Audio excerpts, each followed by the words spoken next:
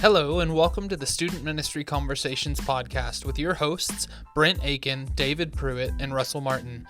This podcast is all about equipping, encouraging, and inspiring youth pastors weekly with topics that are brought to the table by youth pastors from all over the world. And now, here's your host for this week, Russell Martin. Hey, everybody. Welcome back to the Student Ministry Conversations podcast. Our hope here is that you are inspired and encouraged by the things that you hear. And that you're better equipped. Like, we want you to listen to this and have something that you can go away with as you continue to pour into the lives of your students.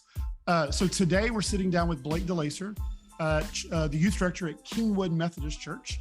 And we're going to dive into a discussion about youth staff. But before we get there, I just want to remind you that as you listen, as you enjoy, as you take notes, because you want to take notes, unless you're driving, don't take notes if you're driving.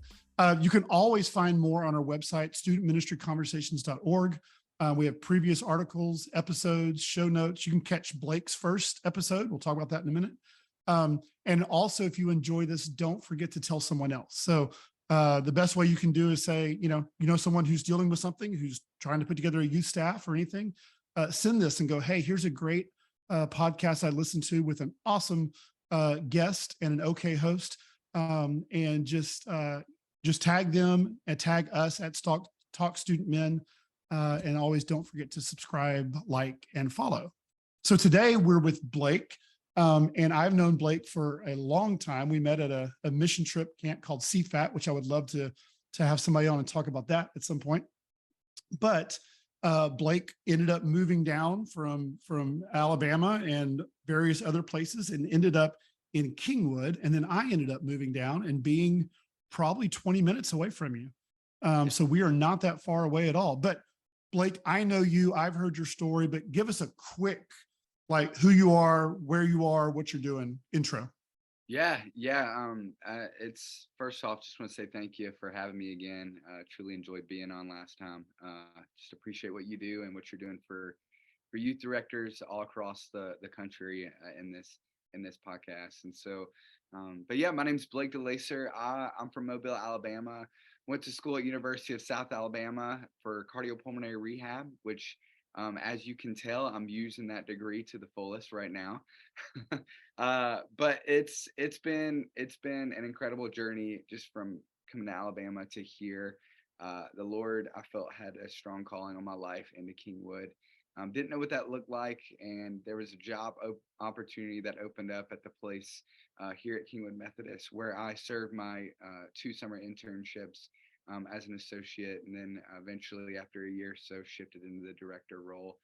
Met my fiance down here. We are getting married in October 7th.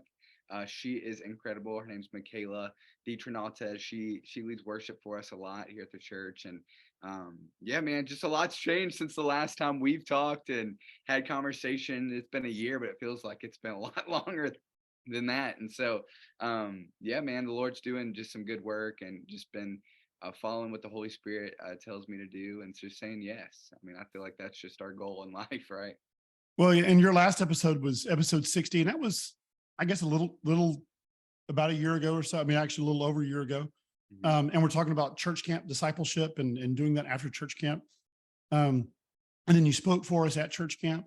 That's where we found out you were not engaged yet at that point. You told us it was coming, but it was coming. It was on the way. It was coming. So, well, today we're going to talk about putting together a youth staff. And so many of you have youth staff. Many of you are thinking, our church is small, we don't have a youth staff, but trust me, like, some of the things you'll learn here are also things you can do with your volunteers. And you don't know what your church is, how your church is going to grow or what's going to happen. So these are all good principles to keep in mind, whether you have a youth staff or not. And some of you may be sitting here and you have tons of youth staff. And so different sizes churches, but all these same kind of principles. So first of all, so you have kind of a youth staff. Tell us a little bit about your church, your youth, your team. I know you have some summer people right now. Yeah. Kind of how's that work? Yeah, so we are actually, in the past year, we actually kind of split our ministry into specific roles. We had everybody that was just a part of everything doing everything just all on the same wavelength, and just realized uh, that wasn't managing workloads in the best way possible. And so we kind of reformed the way that our staff is structured. And what we have is, obviously, you have me in the director role. We have an incredible director of middle school ministries. Her name's Anna Paula Martinez. She's been doing work here for almost 2 years now and leads all of our middle school from 6th to 8th grade, and facilitates conversations about that, as well as just is a really incredible speaker.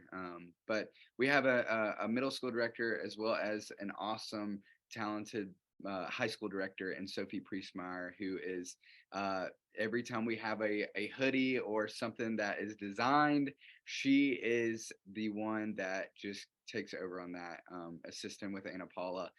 They're just incredible when it comes to that. That is not my best thing that I do in ministry, is design and create logos and whatnot, so that I lean on them in that. I have an administrator who right now we're actually in the process of filling that position. We had our admin who stepped down a couple of weeks ago, right before the summer, which is perfect timing, right? And for a youth director. But we are looking for a youth admin currently. We have on campus 3 interns. They are all part-time or full-time interns. Sophie, our high school minister, is part-time, and our middle school director is full-time. And so we bring in 3 interns each summer who walk alongside our directors and learning how to interact with students, basically being trained in youth ministry. Our goal is, as they step away, to equip them to step into their own youth ministries and be able to serve in ways that they know how to do. So we have Tyler Eldringhoff right now, Garrett Gowan, and Jada Fink. Tyler Eldringhoff works with Anna Paula, who is our middle school director, and he is our middle school intern. And then we have a high school intern that works alongside Sophie, and then a hybrid intern, which is back and forth. So it's a lot of staff, a lot to manage. But I just want to echo what you said, man. It's so important to understand, whether you have a massive staff, whether you have one person that you are assisting with, it is important, so important, to gel and be able to work alongside that person in the best way possible, to care for them. I mean, you being a part of staff is a ministry of it in and of itself. And so when we approach it that way, I feel like it will trickle down, right? Whether that's 5 or 6 staff members, whether that's one college associate that is helping out, whatever it may be, it's ministry. And so, but there's some challenges that come alongside that, and there's some joys that come alongside that, whatever it may be for you. So I just want to touch real briefly on summer staff, because I know that's a pattern for a lot of churches. A lot of churches will have a summer person, they'll have a year-round person, and in the summer they'll bring a couple people in.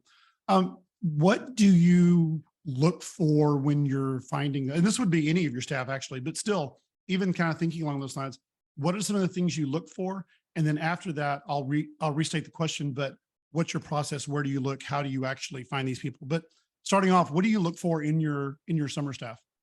Yeah, that is a huge question. And before we look, we always want to talk through together as a staff of our expectations of who we're bringing in. My number one thing is to ask the question: one, do they love Jesus? Is that evident in their interview? Is that evident in their conversations? Is that evident in their lifestyle? Not only do they love Jesus, but do they walk with him? Are they in a constant pursuit of him? That is the number one priority for us when we are interacting with potential interns, is we should be able to see how you love Jesus in your conversation. We should be able to see how you're leaning into the Holy Spirit in that conversation. But not only that, we look for people who are just excited to work with students from 6th through 12th grade. We put them through just a conversation of preference, obviously. Sometimes that preference isn't always met because we feel like the Lord may be leaning them into possibly high school when they pick middle school, or middle school when they pick high school. But whatever that is, we just pray on that. but people who love Jesus, people who are walking with Jesus in their lifetime right now, people who have a passion for students, and possibly an interest, not necessarily in youth ministry, but in ministry in general. How to interact with people, how to speak to people about Jesus, just encountering them on an everyday basis, just talking through things that we can equip them to be able to go and whatever they may be doing for ministry and missions, ministry and a business job, to be able to interact with coworkers and leadership in a way that reflects Jesus. And so I think that's kind of our purpose and goal as we bring them in and who we look for, as we hire. So, I mean, being a larger church, you may have some more inroads to find people, but how do you find these staff? Is it just they interview, or do you have ways that you kind of gather them and find them? Yeah, that's a great question. So what we do first, I think I love to see students feed back into our ministry. I love students who have had a heart for our student ministry and have returned saying, "I want to give back." And so we love giving the opportunity to old students who are excited to do ministry. I think that's where our first kind of tier layer is that we look for is, hey, is there a student that is just on fire for Jesus that we have seen evident in youth group, but wants to take a further step, wants to invest in students. Tyler Eldringhoff, Garrett Gowan, both have been students in this ministry. Both have been actually whenever I came in were students. And so it's been cool to see them feedback. Jada Fink attended our church, did a lot of volunteering in the AV booth. And it's kind of cool how the Lord kind of brought her to us. She just felt like the Lord was stirring an excitement for youth and came to us and wanted to see what that looked like, and how that could transition over. And she also had the issue where she was at Carnegie Mellon, which is doing an engineering program in Pittsburgh. And so she's like, well, how do I do this? Well, there's the summer internship, and she's been rocking it. It's been incredible to have her. But I think through that tier, once we kind of circle around and process students, if there are just gaps that we still want to fill, we'll open that up to college organizations. We'll reach out to different foundations around college campuses that we trust, and that are have a good relationship with us, and try to recruit people who are young, excited to serve students, love Jesus, like I said, walking in the ways of the Lord, but are also possibly interested in ministry in the future, and are willing to learn. I think that key aspect is being able to be willing to learn. You know how a summer runs, as many years in ministry that you've seen and experienced. There is chaos that you cannot even simulate. And so as much as we simulate, we bring our interns up, and they come and they give kind of what we call a 7-minute sermon, and we're doing distractions like kids getting up, asking to go to the bathroom and all of that, right? From just the craziness of summer and the planning and all of the events that happen. You've got to be willing to absorb, be willing to learn, be willing to grow alongside us. I think as we approach our interns, I love to say, you're coming in here and you're going to be learning from us, but we're also going to be learning from you. It goes vice versa. And so how you interact, we want you to encourage us as well, because we are a team and our goal is to inspire each other. And so I think that really is the key to all of it, is going into colleges, whether it's a student, whether it's an organization, that a student or a person is willing to do ministry and excited to do ministry, but have the ability to learn, have the ability to grow, and just really bounce off of everything that happens in the summer, and be able to still have joy in that, still have the ability to have initiative and have a sense of urgency, but also being willing to stop and sit with students and say, what's going on in your life? How can I pour into you? How can I be a reflection of Jesus to you? And I think that's just important. I think that's what we look for in interns. That's how we kind of gauge through the tiers of how we look. But yeah. Well, just a real quick practical, this is a real short answer, but when you're bringing kids back in there, like what are do you have age considerations? And because of course you don't want like the 18-year-old who just graduated working with the senior high or anything. Like, do you have some real quick just considerations y'all think about with those things? Yes, yes. So we do not hire freshmen. Reason being is students go into college and a lot can happen in their freshman year.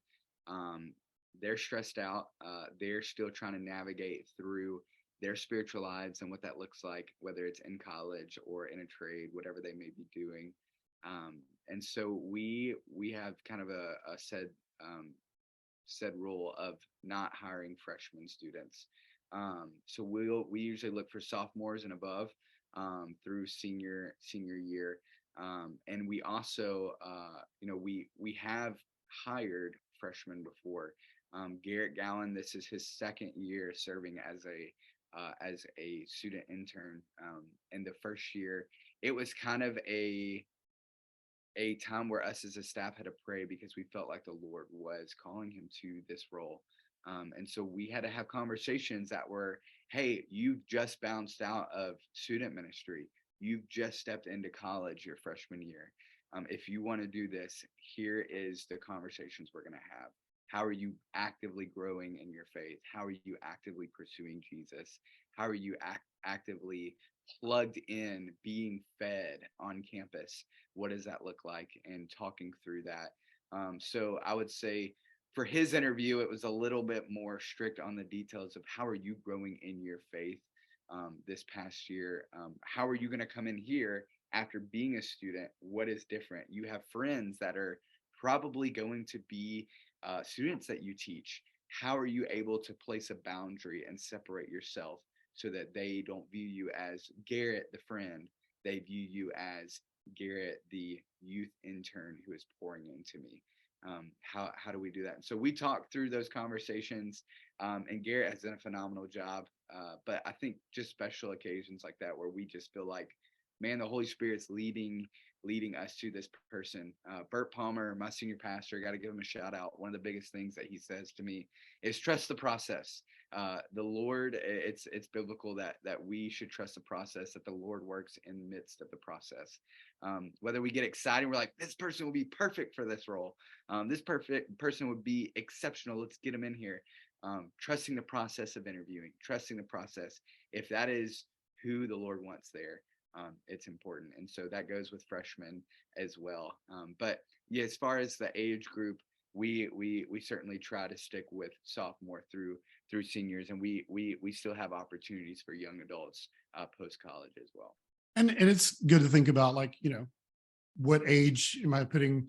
You probably don't put your just graduated with your just graduated, or your seniors or high school seniors or stuff like that. And we had that, I mean, you worked with several of the ones who were my interns, Sadie and Colleen and stuff, doing camps and things like that. And it's always been a tough, like when I first started doing youth ministry, I was like, I'm not going to bring somebody back from my group, because there's a tendency for them to be seen, for adults, for other staff, to see them not as a leader, but they still see them as the kid who rode on the back of the pew, or the kid in the youth group who was doing whatever.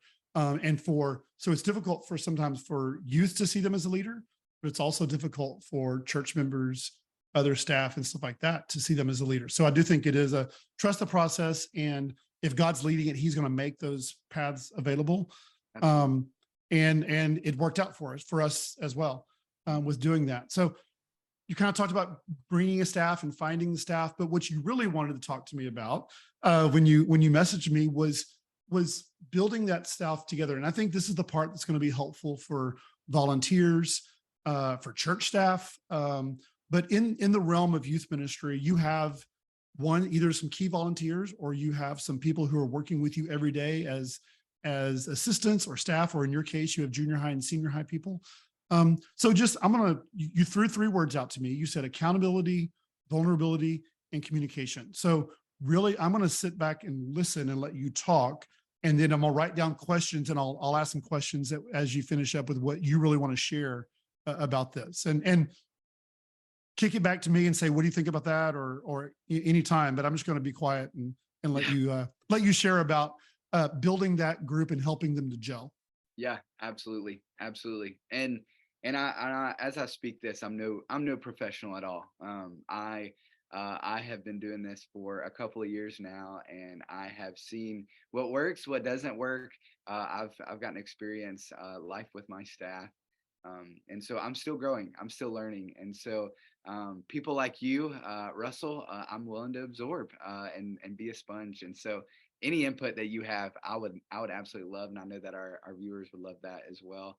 But yeah, I feel like this was just something that was on my heart. I've experienced many different youth staffs. I came in as an associate director. I also came in as an intern um, twice during the summer and experienced just different types of staff, different ways of working together, which really shifted and molded me into my philosophy of the way in which I approach my staff. And just some of those ways, I think those are just the three words that I was just praying on, that the Lord just emphasized, was accountability, communication, and vulnerability. We always, my team will joke about it all the time because I emphasize the word the word family. And this can be so cliche sometimes, like football team, we're family, we're just a church family, we're family in Christ.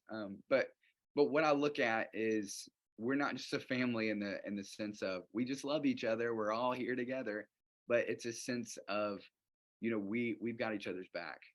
We are going out and serving the Lord together, with one common goal, one purpose.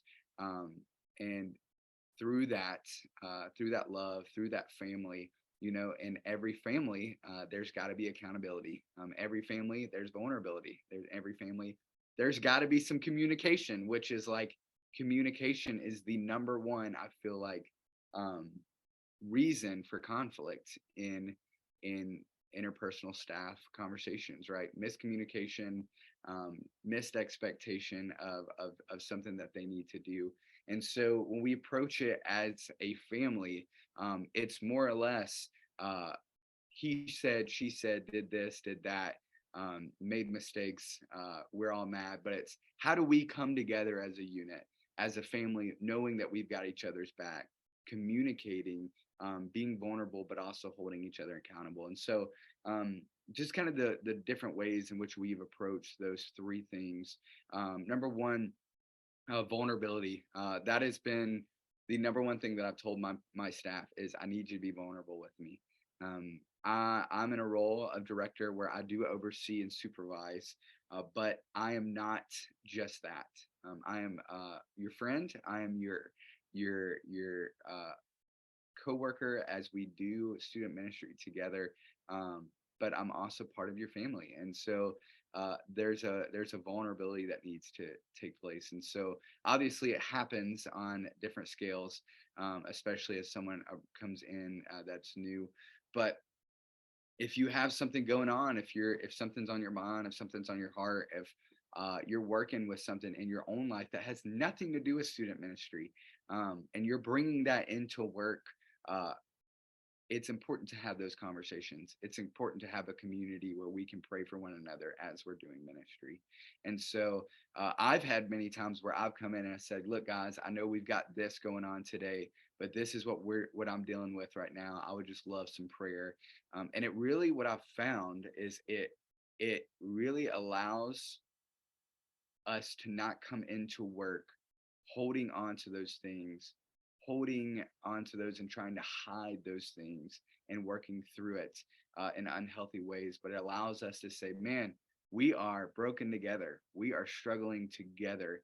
Um, let's work through this. Let's pray for one another. We're not just here to support each other at work, but we're here to support each other in your spiritual lives and the things that are going on. It's been a blessing that I have an incredible staff that is vulnerable, that does come to me and tell me when they're struggling. And it's created just a camaraderie, but also a family that, literally in one sense, my associate director, director of middle school ministries, Anna Paula Martinez, I'm actually the godfather for her new born, which is just an incredible testament just to how this team is unified and how this team is a family. And it's what everybody, as far as a staff, brings to the table as far as vulnerability. It's just so important. And through that, you can have those accountability conversations, right? Through knowing that you're there for one another, you can hold each other accountable.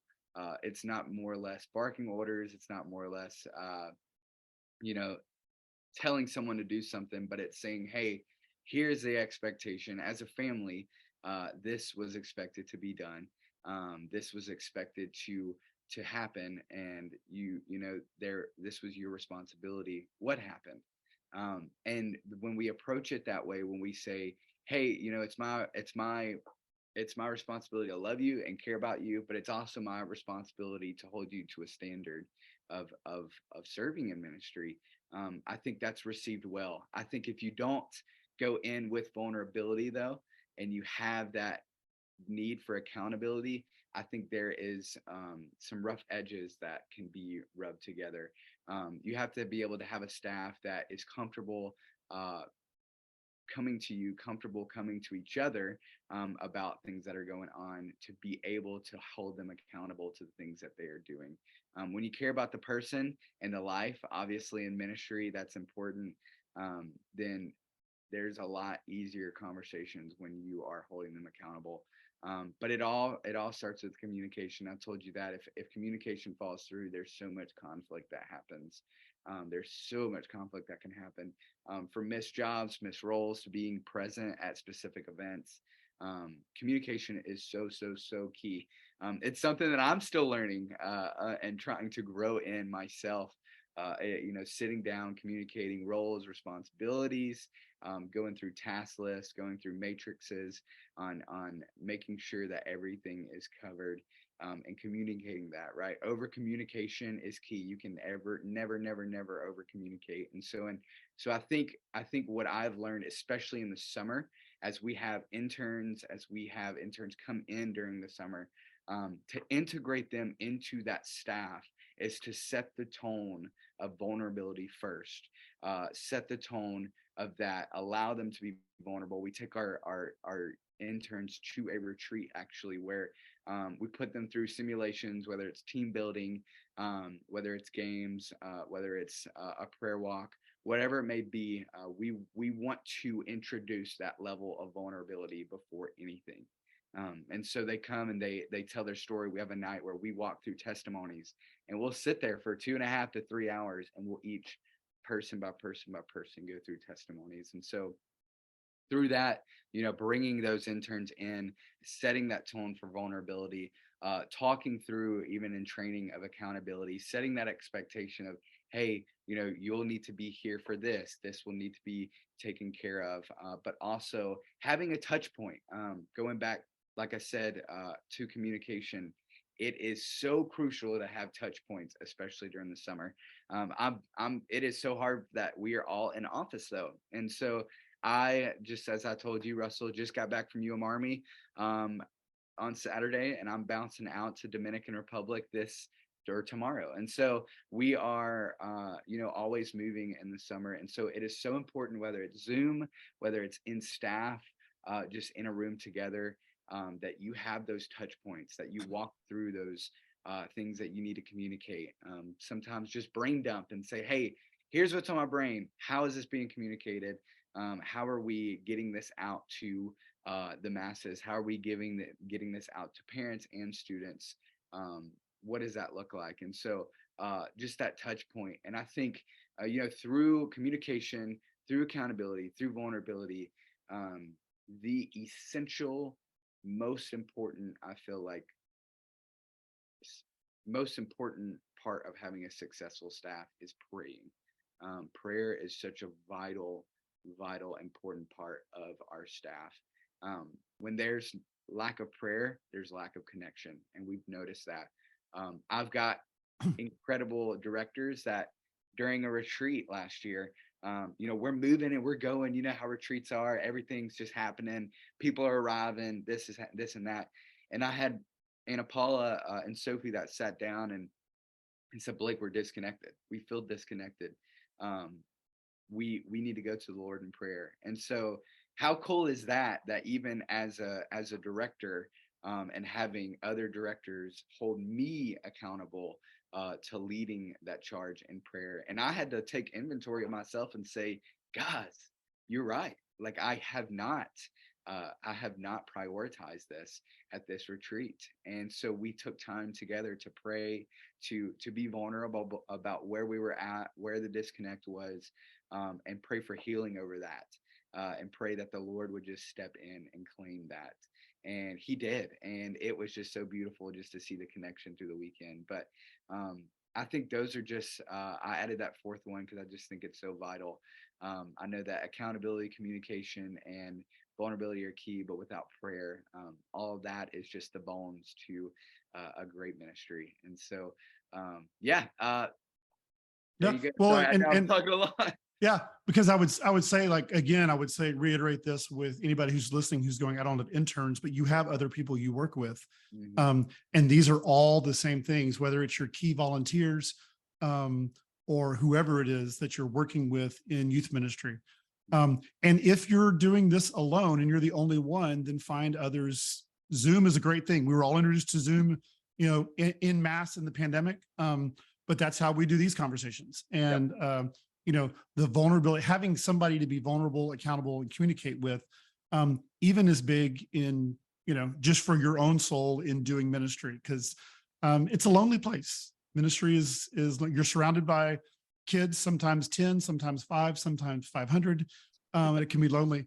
One of the things that I wanted to point on is you did say vulnerability, and I think it's Carrie Newhoff talks about this and many others do too. But like whatever you're dealing with at home, you can't just leave it home. Like it doesn't just stay, it comes with you. So when you take time to tell others, you don't have to tell them everything, but say, hey, because that could be my kid is teething. I've had that conversation with coworkers before, or that could be I'm not feeling well or whatever, because then one, it kind of cuts out I wonder what's going on with Russell, or, when the rumor mill or the imagination starts going, and people can kind of say, hey, I've got your back. You take a break or whatever. It kind of helps them to be able to do that. Communication wise, what do you, with your staff, and this may be different. You said in summer, you're like this, and I know that, but even like during your week, do you have like regular one-on-one kind of, you used to call it touch points or whatever you use, but you have a format for those, or do you have, is it like everybody together, or do you have time where you spend time with each person as well? Yeah. So how we do it is Monday, we have youth staff touch points. So all youth staff is together right before the week. We talk through that morning and talk through just the conversations of what needs to go down that week. Tuesday, we have a full staff meeting. Obviously, we'll connect with the church, which it looks like the youth staff overruns it because we've got the whole crew that comes in.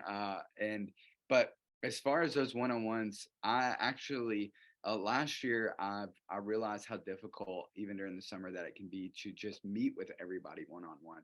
And so for me, I actually empower our directors, so our middle school director, to meet with the middle school interns, the high school director to meet with the high school interns, to have those one-on-one conversations. And then kind of we do a midway point in the summer where I do meet with every single one of them. I just take a day that I will sit with each and every single member of our staff, from administrator to our interns, to our directors, and just have a conversation. And those conversations look like, hey, where you at?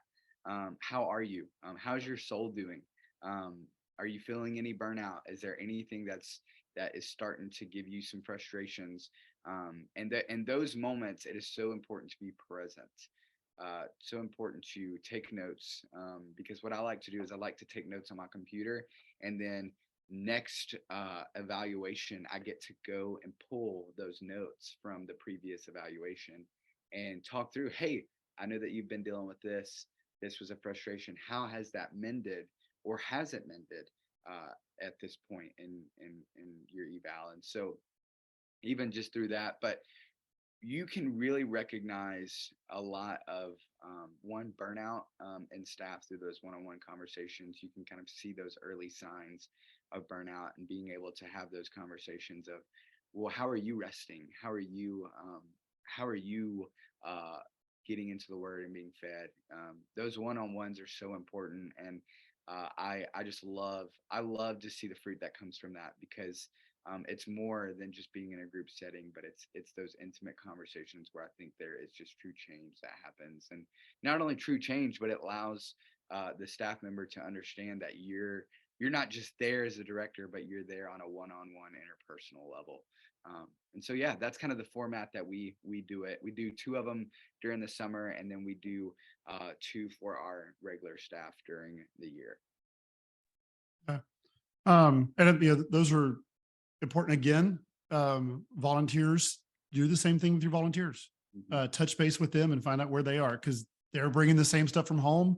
They don't get paid to be there. They are doing this all on their own. So, finding out where they are, what their desire, or, you may ask one and go, hey, you've been a great middle school director or person and volunteer, and you realize their kids coming up in middle school and they want to get out of middle school and move on. Yep. This year I'll be speaking at middle school camp, and my son will be attending middle school camp. Yeah. So it's exciting, except for the fact that most of my illustrations, I have to cut down my illustrations because I can't use ones that involve him, because I know how junior high is. Something else that kind of came to my mind is just kind of team building. And this is not just games you do in the gym, but like you talked about a retreat. What else do y'all do to kind of just get away from kids and just your team? Like, what are some of the things that you do that may be helpful for a director with his volunteers, or one with his youth, or one with his or her youth staff? Yeah. And I want to, before I answer that, I want to back up, because I think something that you said was so important, and that's so overlooked, is checking on your volunteers. Man, I cannot tell you how many times that volunteers have brought something in to a small group Sunday or whatever it may look like for your organization, and they come in with a lot, and students see that, and so it's important that you are able to identify and check in regularly with your volunteers. We have a kind of a group just check-in and a training that we do with our volunteers, but I cannot express that enough. That's even probably something that I need to grow in as well, of checking in on volunteers. But I just wanted to emphasize, I think that's so important and so valuable to a ministry, is the health of your volunteers. But in saying that, I'm so sorry. What was the question that you asked? I was talking about how are you building, like, either team building or activities, or you all go to Top Golf or whatever. Like, what are some of the things that you do that are trips, but also what are some of the things that you just do in general, not really based around students, just to kind of build the camaraderie because you talk about being a family. Yep. So what are some of the things you do to build that? Yep. So before interns even interact with students, we take them to this retreat, and so our goal is to allow them to not interact with them until they have connected with the greater staff and have become kind of part of that family, and have identified themselves as part of that family. And so that staff retreat, it's really, really fun. Our goal and our purpose is to simulate the summer in a retreat. So, we get on the bus, and we've got our interns on there. Some are repeating, so they kind of know what's about to happen, but some, are just new to the world of youth ministry. And so we're on a bus, and I prompt them, and I said, what are some questions we may need to be asking ourselves as we go to this place? And ultimately, they start thinking, and start thinking like a director, thinking about where they're about to walk into, what they need, and food comes up in that conversation, right? And so I go, oh man, yeah, we need food. Like, where should we go? And so they've got to pick a place, and they have to come to terms of, how much do we have? We have a budget. Oh, what is that budget? Okay, well, we go into Walmart, right? You've got, you go in, you pull up, they've got this game plan, and you walk into Walmart and you go, okay, y'all, the kids actually are showing up a lot earlier than we intended. So we need to have the food ready to go, kind of just a scenario. And you have 7 minutes to get food from Walmart in the bag, ready to go to check out, meeting budget. You have 7 minutes for 3 days worth of food. So they're like, panicking. There comes the conflict that they're having to deal with, and they're go. And then we debrief, right? We talk through and process afterwards, like where'd you go wrong? What are some things that you would work on, and what are some things that you would think about?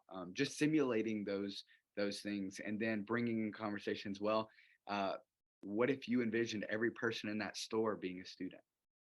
And how did you interact with them? You had a job that you needed to do and get done, but how would you have interacted with them?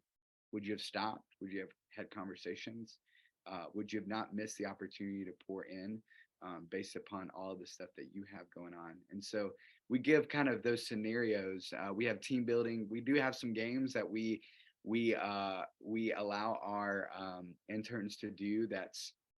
We place one intern up, blindfold two interns, and they have to throw a ball at each other and find out where the ball is, right? So then we, as a youth staff, start yelling different commands, and they're trying to listen to that one intern, right? And so just communication, how important it is to communicate with different voices that are all over the place. And so things like that, to train them to go into an environment where it's a quick paced summer, are so important. But as far as that family, we want to train them and equip them to go and do ministry, but we also want to bring them in and make them understand that they are a part of this family. And so bringing that vulnerability, like I said earlier, in prayer walk and talking through testimonies and cooking dinner and cooking breakfast together, working to just one goal of serving, whether that's in training, whether that's in cooking food, whether that's cleaning, whatever it may be. That is kind of through those 3 days is we mold and shape our interns into working unified, being equipped to work with students, but also being part of that family and trusting. We talk through conflict management. We talk through interpersonal relationships. We talk through youth staff. We set that tone of those 3 words: accountability, vulnerability, and communication, just first thing as soon as they show up. And then we kind of foster that interaction and that mentality through the summer. So.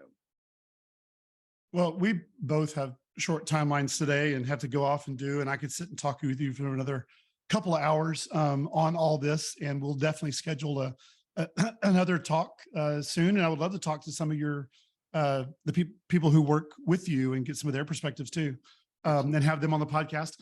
But I am going to kind of close this out here, but know that there will be more conversations with Blake, and he's also someone you can reach out to and ask questions of. So Blake, how can we find you if somebody has a question? Yeah, you can email me at blake.dellacer, that's DELLACER, at kingwoodmethodist.org. You can reach out to me there. You can also call the church and get connected with me in whatever way that is. I also have social media. You can check me out on Instagram and Facebook. Reach out to me on there, as well as our K Students page. You can reach out to us through that. But whatever that may be, would love to connect with you and reach out and have some conversations. I love this. I'm always willing to learn, and I think it's great to have those connections. So. Yeah. Well, and again, thanks everyone for listening. Again, go check us out, social media at Talk Student Men. Go check out the other episodes, Blake's other episode, but there's also now 112 or 13 other episodes. So I originally thought we were going to do 20 of these, and we have kept going every week. We have a new host, so go check out some of his. So we have 3 hosts now, and we all kind of take a week, so we're kind of rotating through. So I encourage you to go check us out, tell someone else about it, and keep pouring into the lives of your students. Y'all have a great day.